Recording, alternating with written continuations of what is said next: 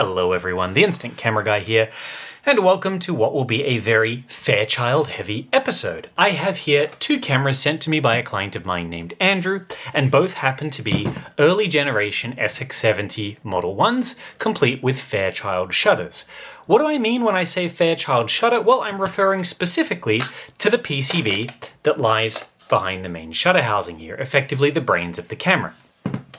When Polaroid was inventing the SX-70, they needed an electronics manufacturer that could come up with some proprietary ICs, so integrated circuits, in order to control the electric eye and flash assembly and logic that goes to the motor and that kind of stuff.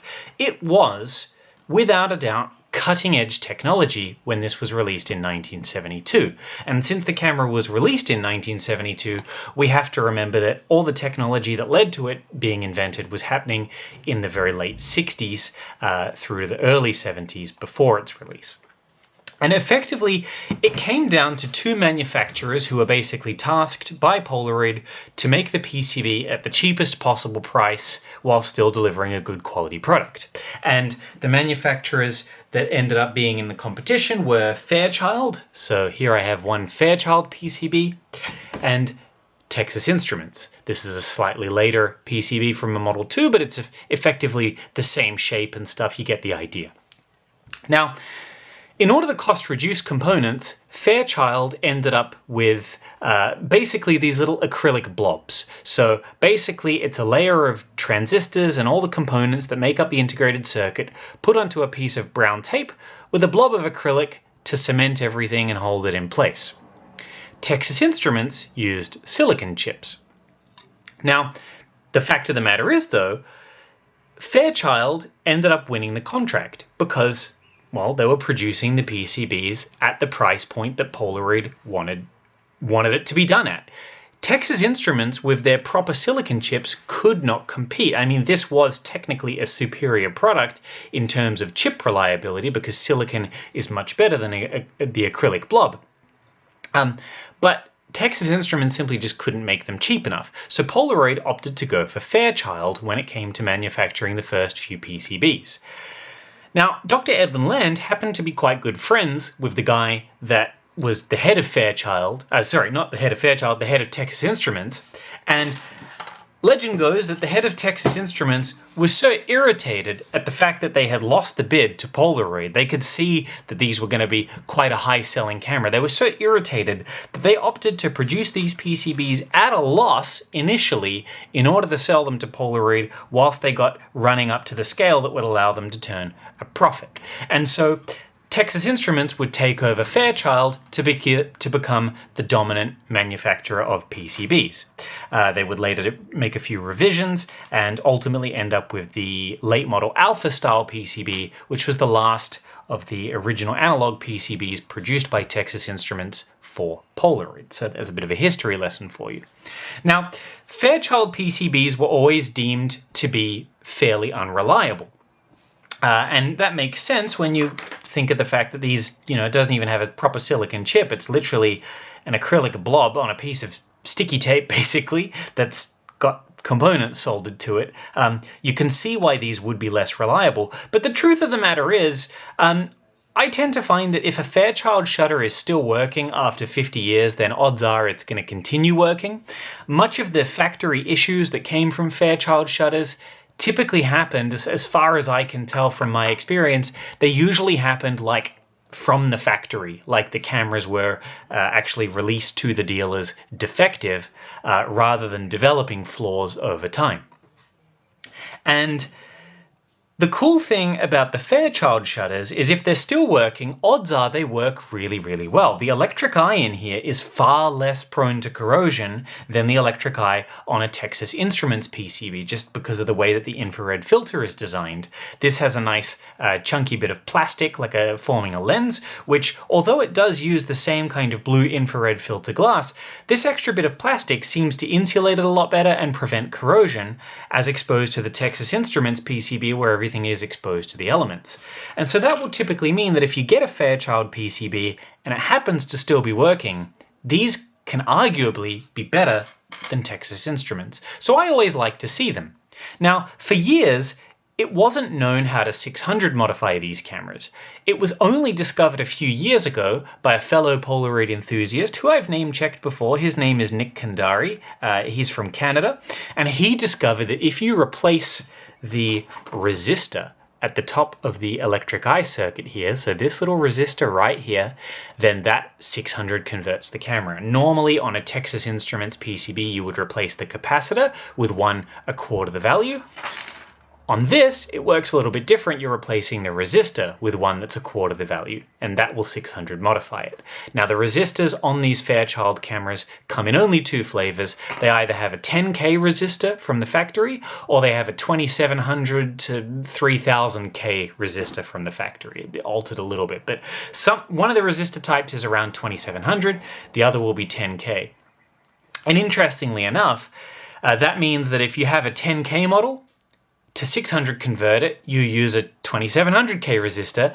And if you have a 2700K resistor, I typically find the best resistor value to 600 convert it is actually around 420 ohms. I don't know why, it's not quite a quarter. I tend to find if you quarter 2700, it still overexposes. I find 420 to be a much more accurate value for these particular PCBs. But what that does mean is if you have a 2700K Fairchild PCB, save the resistor that you pull off of it, because you can use those resistors to 600 convert the other type of Fairchild PCB that has a 10K resistor. You get what I'm saying? So I often keep a little stash of 2700K Fairchild resistors that I can use to 600 modify other Fairchild PCBs. Anyway, it doesn't matter. I'm digressing here. That was just a little history lesson about what makes these cameras a little bit more interesting. Now, you can tell what shutter your camera should have by opening up the film door and looking at the shutter housing. Fairchild shutters will only be found on metallic shutter housings, so if this part of the camera is black plastic, well, forget about it. You know by default, if you've got black plastic, that you must have a Texas Instruments PCB. But the next thing that you want to check is the serial number. If the serial number starts with an F, it is from Fairchild. If it starts with an X or a H, then you know you're dealing with Texas Instruments. But yeah, F is certainly a Fairchild, and that means that both of these cameras very likely are Fairchild PCBs. We have one that is FD and one that is FF, so both of those are Fairchild, and I have taken the screws out of this one already to confirm that yes, that is a Fairchild shutter. Now, every now and again, you will find a camera that has pencil markings in the viewfinder, and when you take the shutter housing off, you'll see that it's actually got a Texas Instruments PCB, and that would indicate a camera that was defective from the factory that was sent back and had the PCB swapped. You don't see those very often, but I have come across them in the wild. Now, the story behind these two cameras, this one that is far more beat up with the torn leather and the broken door latch, as you guys might be able to see here. It's also got a crack on the front door, which I'll have to tell Andrew about. This belonged to his family, apparently.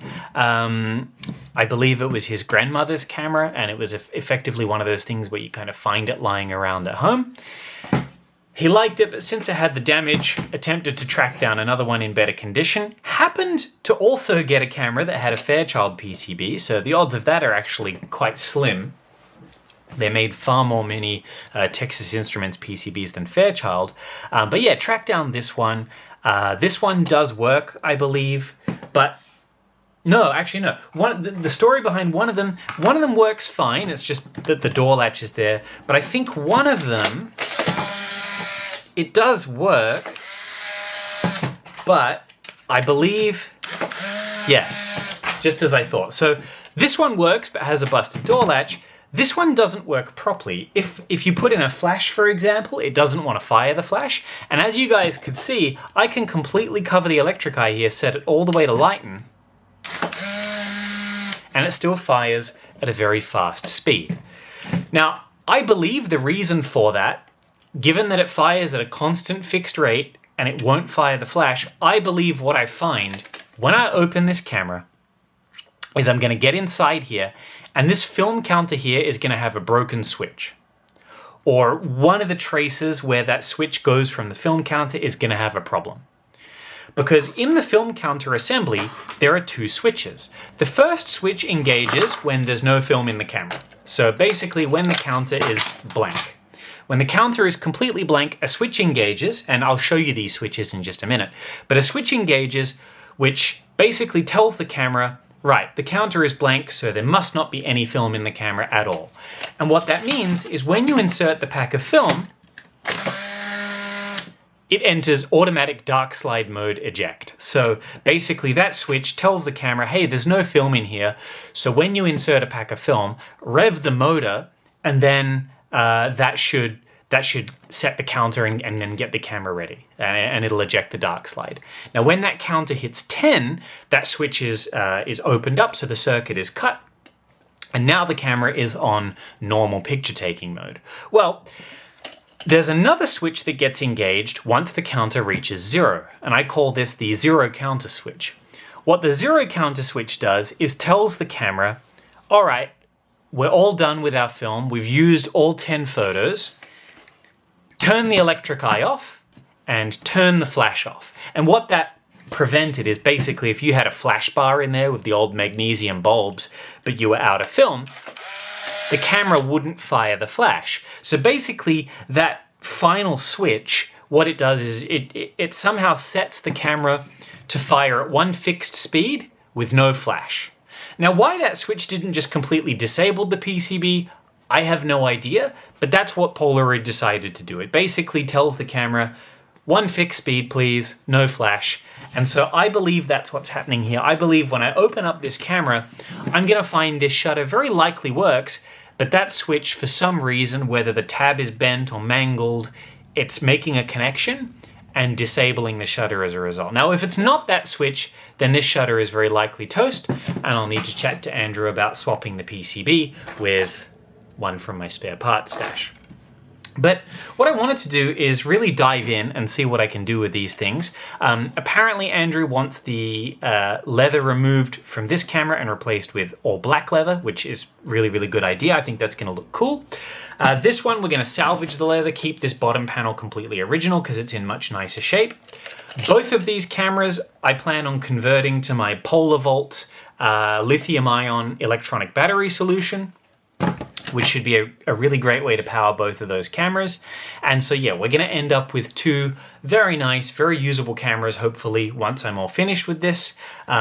This one I'm noticing, and it's probably why the door has busted its latch. I'm gonna assume it was dropped at some stage and has a crack on that front door. I will see if Andrew wants to purchase a spare door for this. I think I might have one in stock. But yeah, basically what I'm going to do is cut here. Enough of introduction. The next time you see these cameras, that bottom leather is going to be removed and this thing will be completely naked, and I'll dive in deeper. And I probably won't make this an hours long episode, but what I plan on doing is just anything interesting that I find, I'm going to show off that. I will I will show off an episode where I wire in the Polar Vault. What I will likely do is make that a separate video to what this one will be. All right, well, one completely de-skinned camera, one camera just with the base panel taken off, and I think this is the one that I want to focus on first because I really want to find out what could possibly be going on with that shutter assembly. So I'm going to get a better screwdriver. That's what I'm going to do. Let me just grab my long-handled one, which has a lot more torque. Grab a little lid to put some parts in and get to work taking out screws. Now remember, my prediction is that the film counter is going to have a busted switch. So if that is the case, it should be fairly easy to rectify. Now, one of the things that I'll be doing to these cameras, as I said before, I will be converting them to take lithium-ion batteries with my Polaroid battery solution that I came up with. And part of what that battery mod involves doing is actually disabling the counter switches regardless. So what I'm going to do is just get my lamp over here and just figure out, actually maybe we can get the multimeter. It is this bank of switches here that we're paying attention to. So this bottom one is the blank switch. So this is the dark slide eject switch. Basically, when these two are connected, the camera will want to eject the dark slide. When these two are connected constantly, they are going to disable the shutter. So let's get the multimeter out and just see what's bridged. So at the moment, the dark slide eject switch should be turned on because there's no film in the camera. So let me just set this to continuity mode. There we go. So these two, yep, and yep, there we go.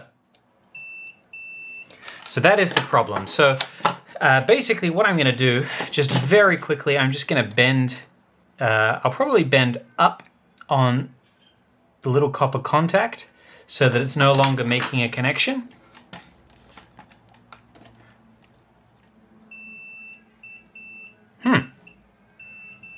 Still touching somehow. There could be a short circuit elsewhere. I'll just trace.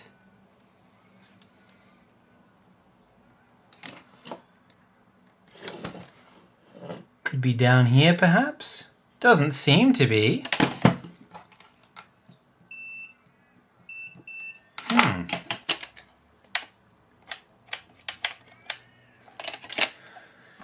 Intriguing.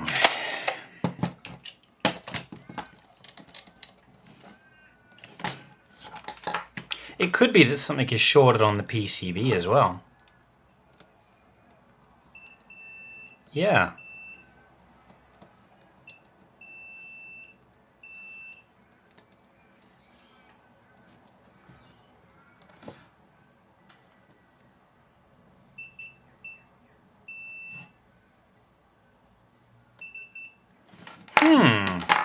Curiouser and curiouser. Let's have a look. Okay. Okay, could actually be on the PCB. It seems possible that this camera was repaired in the past, and actually having a look at some of the ribbon cables here, they do seem to be quite close to one another. So perhaps they're touching on the actual PCB. So let's just...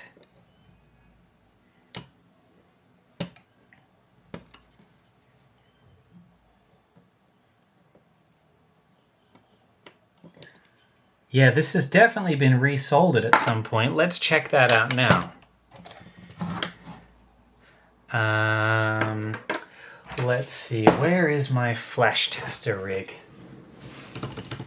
I'm just going to stand up to see if I can see it. I do have two of them. Let me just get out my spare. I don't know where my one is at the moment. I was using it the other day and clearly put it somewhere it's not supposed to be. So I'm just going to get out my secondary flash tester rig. And we'll see if this wants to work in flash mode now. Yeah, there we go. And so what we should find now, if I put the door back on, this should now react to light. With film in it, of course. Yep. Well, there you go. It's been ages since I've seen that. And I would say what's happened at some stage, although I can't see any pencil markings and I can't see any colored dots, the soldering on this ribbon cable to the PCB here looks very different. And either this happened in the factory or someone came in at some stage and had to swap out the shutter or something like that, because certainly one little fiber of metal, just a tiny little fiber from the wire, was bridging. And I believe it was, it was just in between one of these pins here. And yeah, just clearing that out with a scalpel in between, fix that issue straight up. So many times that issue was found in the film counter, but apparently not today. What I will do though is just quickly set this to resistance measuring mode, and I'm just going to figure out what kind of resistor we have here. I think it's 10K. Yep, we have a 10K resistor, so I'm going to replace that with one of my 2700 2.7K surface mount resistors. And basically what I can do now is just continue to take this thing apart. So we do have a functioning shutter assembly, so we have confirmed that this thing does in fact work, which is really nice. So I can continue disassembly of this thing. I'm going to turn my soldering iron on. Here's my flash tester. It was sitting on the other side of the room. So yeah, I have two of them. This one obviously tests all 5 bulbs. This one just tests a single bulb and gives me the option of PC flash sync. These were very generously donated by the Open SX-70 project to my channel. So thank you very much for that, Joaquin, for your generous donation. I use them all the time, basically every single day. Not a day goes by I don't use the flash tester. But yeah, while I wait for the soldering iron to warm up, I might just take the screws out of the other body that I have here, the one that's in slightly rougher condition. For this one, since there's a lot of adhesive gunk, the other one was fine, but I will use a bit of penetrating oil. Just to help loosen up the screws. This one's coming off pretty easily. So yeah, there you go. A little bit of extra diagnostics in terms of figuring out what was happening to the camera. But yeah, if you ever have an SX-70 that's giving you very intermittent exposures, with a blank pack of film, just completely cover up the electrical eye, like either with some black card or black electrical tape, and it should do a long exposure. If your camera does not do a long exposure, it indicates that something has clearly gone wrong with the shutter assembly. There's a lot of glue baked into this screw, so I'm just trying to burn off a bunch of the glue so I can put my screwdriver in the slot here. There we go. Out it comes. But yeah, both of these cameras are in pretty good condition, considering they are Fairchild cameras, which are, you know, renowned for being pretty unreliable. We've got a lot of adhesive that's melted and gone inside this camera. So this one in particular, the slightly rougher condition one, this will need a good cleaning inside and out. But yeah, I'm basically just going to do the same exact job to both of these. Both of these cameras are going to become 600 converted. So what I might do, since I've already shown a whole bunch of body cleaning processes on this channel, I think you guys have seen me do more than enough fair shares of body cleaning. I am going to probably just get these shutters off the camera. What I will do, since I'm working on 2 at once, I'm not so concerned if I swap screws, since the screws are identical on these models, but I will try and keep the shutters the same. So I'm just labeling the bodies with a pencil, 1 and 2, with number 1 here being the slightly better condition camera, and number 2 being the camera that is going to get reskinned. But yeah, I'd still need to do a lot of cleaning on this camera. It's still very sticky. The adhesive was particularly difficult to remove on this one. But yeah, what I'll do now that my soldering iron is a little bit warm, I will take off both shutters. I will refurbish both bodies of these cameras. And then what I might do is I might just come in and show you guys how to 600 modify a Fairchild camera. Because I think I've spoken about it a little bit before on the channel, but it's been a while. I've certainly covered it in my online guide that's on the internet.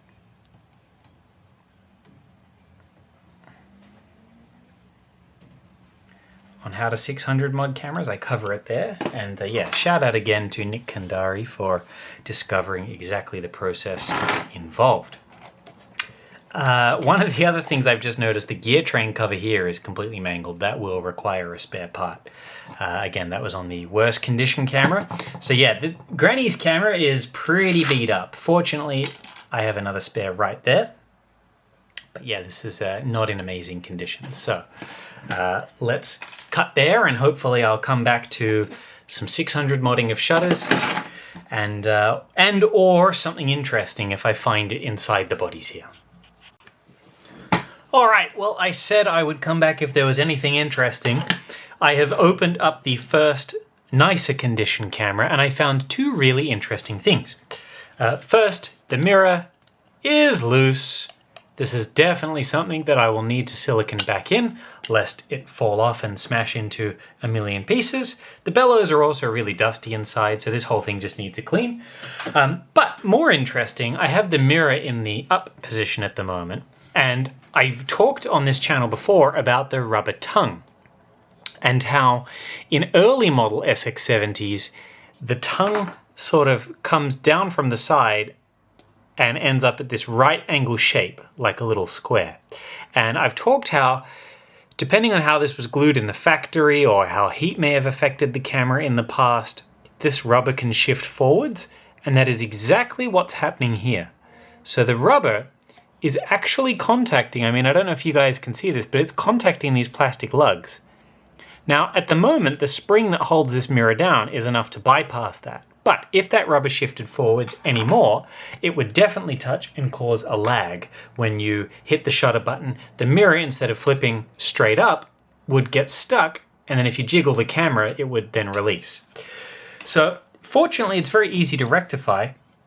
I'm going to take my scalpel and I'm going to cut off the right angle and make it a sloped shape, the exact shape that it is in SX-70 alpha cameras.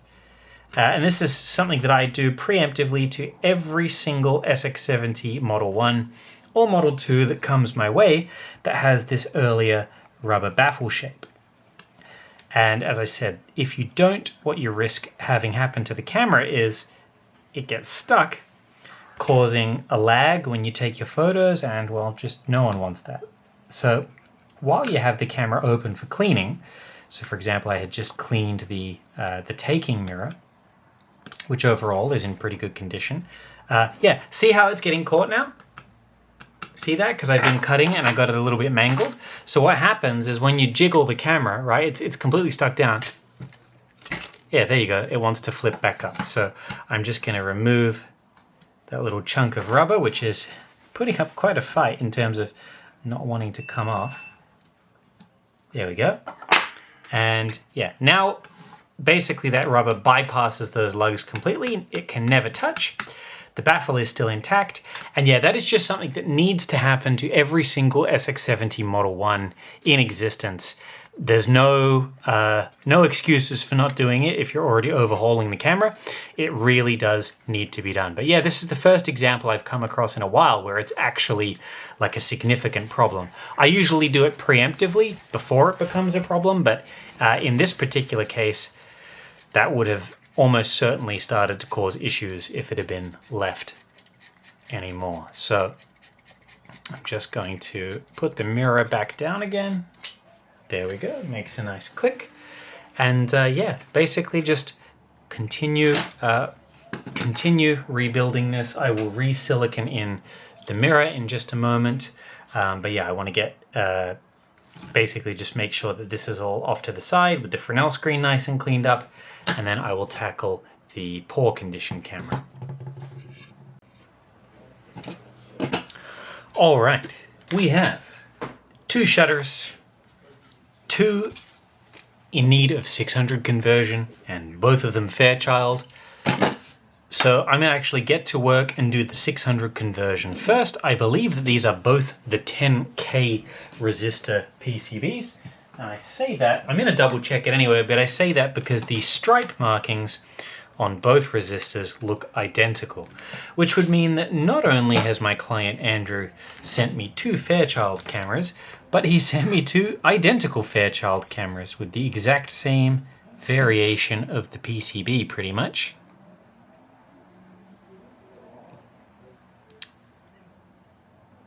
And yep, both of them 10K resistors. So that means I will be using 2.7K, so 2700 ohm resistors in exchange for the 10K resistors.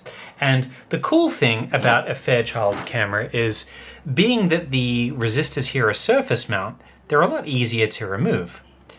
Simply get your soldering iron, lift off the old resistor, and yeah, just take it to the side pretty much. And it is as easy as that. The hard part really is getting the new one on. So what I like to do is, if I can find my solder, where did it go? Here it is. I like to just put a bit of fresh solder on one of the pads, like so. Great. Now I won't be needing the 470 ohm. I'll go straight to the 2700 ohm. And if I can just get them out of the packet, here we go.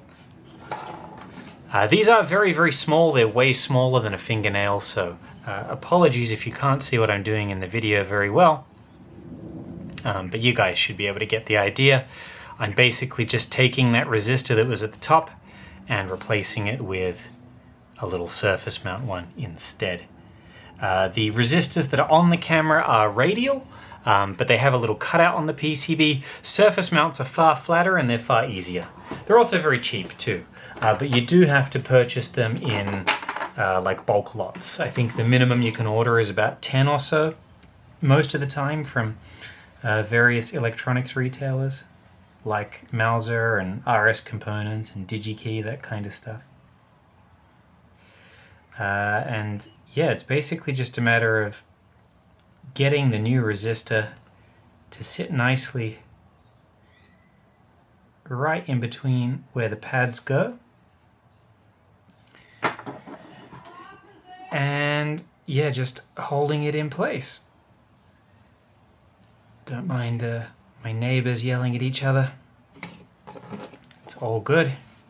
Don't know if you guys can hear that in the background, but I've got the window open right now and all kinds of noise comes through. It's pretty hot today, but it's not so hot that I want to turn the air conditioner on or anything like that. So I have the new resistor mounted. Hopefully I can shine a bit of light here and just show you guys. Basically I took the old resistor off and put the SMD resistor in its place, and I'm going to do that again for this one too. Whoops, wrong kind. Better make sure I'm keeping the right kind of resistor. And yeah, 2700 is roughly a quarter of the 10K, and I find that that value works really well for these Fairchild PCBs. As I said, with the second variant of the Fairchild, which has a 27K or a 3K resistor, I actually find using a 420 or like I find using a 470 is actually a little bit better. Which is less than a quarter. I don't know why that's the case. It just seems to have to do with the electronics, but my usual finding is that that is the case. Of course, it all really just sort of depends. It depends on how this PCB has aged and how it's behaving in the first place, but that's what I generally find.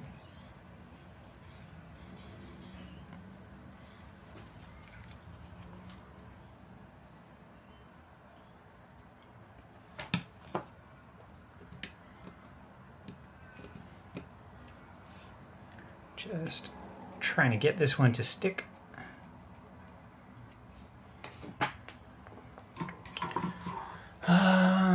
Do I have a tweezer around here somewhere? No, it's okay. I'm very OCD about lining these things up and making them look neat. If you don't care so much about that, then you can do this a lot quicker. But I'm very particular. There we go, that's one side done. And I'll just do the other side.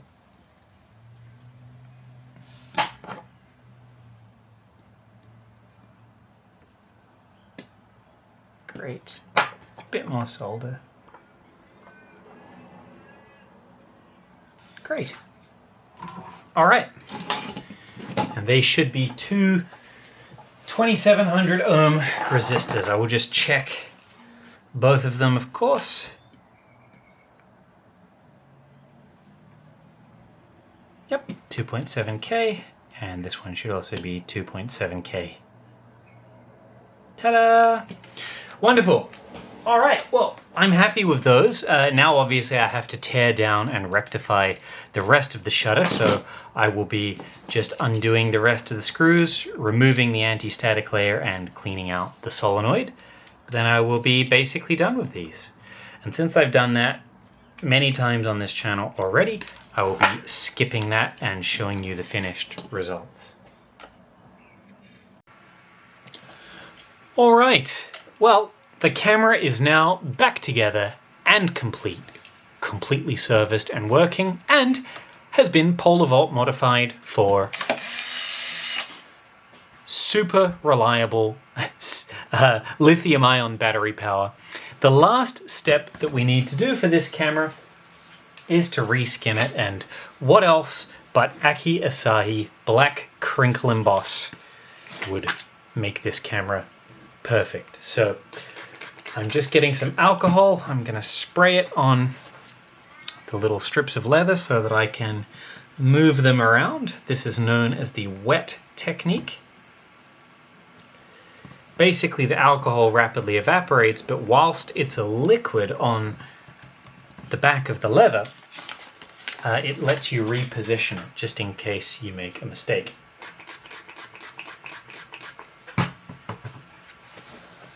There we go. Let's put on that piece as well.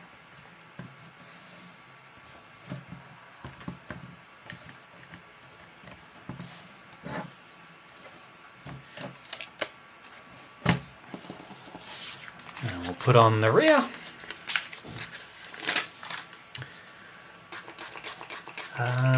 But yeah, stay tuned. If you're watching this video and you'd like to know how I do the polar volt modification, well, I am going to release a separate video where I actually dive deep into the modification on this particular camera, actually. But that's going to be its own separate video because that process, I think... Whoop, there goes my dog, barking at the mailman. And yeah, basically... Oh, that's all right. I'm just getting a package. What was I saying? I lost my train of thought. Completely and utterly lost my train of thought. Oh yeah, so yeah, if you want to see how the polar volt battery mod is wired in, I recommend you go and check that out. If it's not up now, it will be eventually. Just have a look through my other channels. Well, not other channels, my other videos, I should say. My goodness. I'm tired. It's been a busy week. But there we go. One completely reskinned, and if I don't say so myself, very nice looking SX-70 Model 1. Complete with 600 modified Fairchild shutter, polar volt battery mod for I-type film, and of course reskinned in very nice black leather. Alright, well that about does it for this video, guys. Andrew, I do hope you've enjoyed watching your cameras, I should say, because I did go ahead and polar volt your other one as well now that my parts had arrived. And yeah, I'll be getting in contact with you very shortly and shipping these bad boys back home to you. Yeah, basically that's where I'm going to leave this video. As always, should you want one of your cameras modified, please feel free to get in touch. If you like what it is that I do, then feel free to donate below using the links to my Ko-fi account, or simply just like and subscribe. I will see you guys in the next video. Until then, I hope all of your photos are nicely composed and perfectly exposed. I'll see you next time.